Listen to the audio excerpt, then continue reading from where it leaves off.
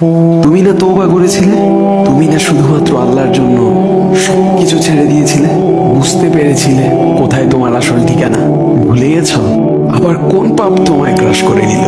তুমি তো সেই যে নিজের পাপের প্রতি অনুতপ্ত হয়ে সিজদায় পড়ে অঝরে কেঁদেছিলে।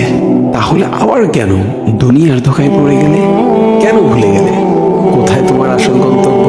তুমি কি হার মেনে নিয়েছো নফসের কাছে? তুমি এত দুর্বল, ভুলে গেছো তুমি কার বান্দা? কে তোমার রব? তোমার রব তো সর্বশক্তিমান। সর্বশক্তিমানের বান্দা আবার কখনো দুর্বল হয় নাকি? মৃত্যু পর্যন্ত লড়ে যাও তুমি। শয়তানকে দেখিয়ে দাও তোমার ইমানের পাওয়ার।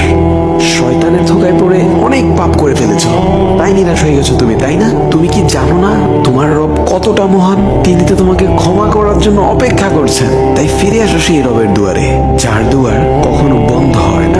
ভিডিওটি ভালো লাগলে একটি শেয়ার করে দিবেন, হয়তো আপনার একটি শেয়ারও কারো হেদায়েতের উসিলা বনে যাবে।